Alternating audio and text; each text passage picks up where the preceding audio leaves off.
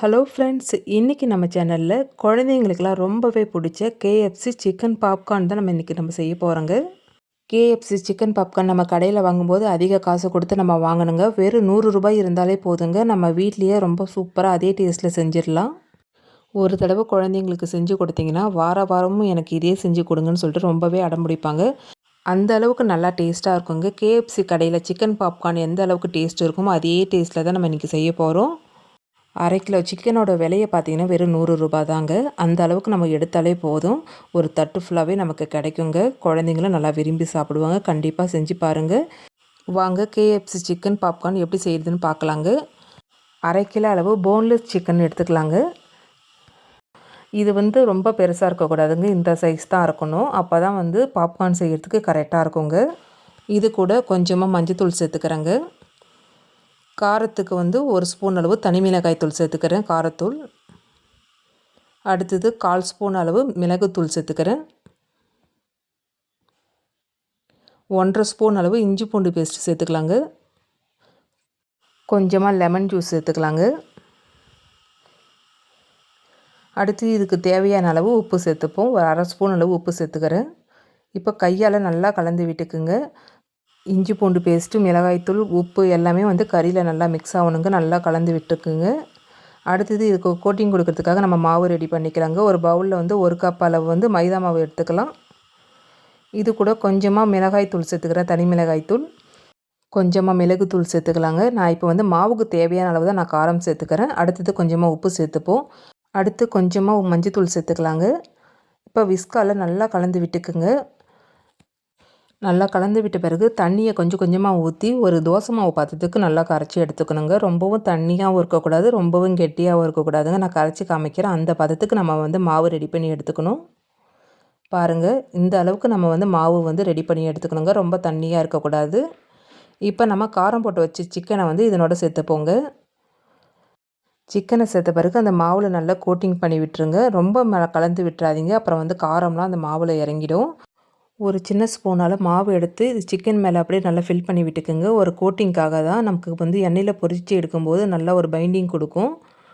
1/2 மணி நேரம் நல்லா இந்த மாவில் சிக்கன் நல்லா ஊறட்டுங்க. 1/2 மணி நேரம் ஊறின பிறகு நம்ம பார்ப்போம். 1/2 மணி நேரம் ஆயிடுச்சுங்க. இப்போ ஓப்பன் பண்ணி பார்க்குறேன். நல்லா மாவு இந்த சிக்கனில் நல்லா ஊறிடுச்சிங்க. அடுத்தது மேல் கோட்டிங்காக ஒரு மாவு ரெடி பண்ணிப்போங்க. ஒரு நல்ல அகலமான பாத்திரத்தில் 1 கப் அளவு மைதா மாவு சேர்த்துப்போம். 1/4 கப் அளவு கார்ன்ஃப்ளவர் மாவு எடுத்துக்கலாங்க. உப்புலாம் எதுவும் சேர்க்க தேவையில்லைங்க. இப்போ 2 மாவையும் நல்லா கலந்து விட்டுக்குங்க விஸ்கால். 2 மாவும் நல்லா மிக்ஸ் ஆகணும். அந்தளவுக்கு நல்லா கலந்து விட்டுக்குங்க.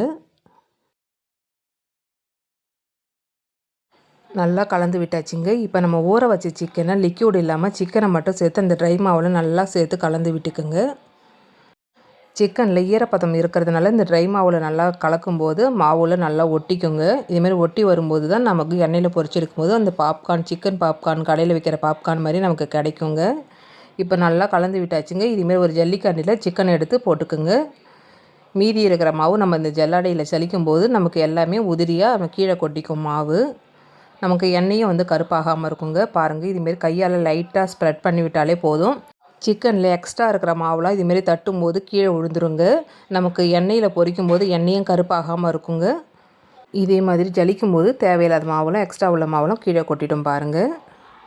இப்போ நமக்கு சிக்கன் பாப்கார்ன் நமக்கு ரெடி ஆகிடுச்சிங்க. இப்போ இது எண்ணெயில் பொரித்து எடுத்துடலாம். எண்ணெயை சூடு பண்ணிக்கலாங்க. எண்ணெய் மிதமான சூட்டில் இருக்கும்போது நம்ம சிக்கன் பாப்கார்னை பொரித்து எடுத்துடலாங்க. அடுப்பை மிதமான தீயில் வச்சுட்டு பொரிச்சிக்குங்க. அப்போ தான் உள்ளுக்குள்ளேயே நல்லா வெந்திருக்கும். அடிக்கடி இதுமாரி கலந்து விட்டுக்கிட்டே இருங்க. அப்போ தான் எல்லா பக்கமும் நல்லா வெந்திருக்கும்.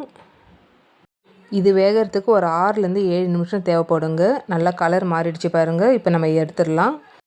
இதே மாதிரி நம்ம மீதி இருக்கிற சிக்கனையும் நம்ம பொரித்து எடுத்துடலாங்க.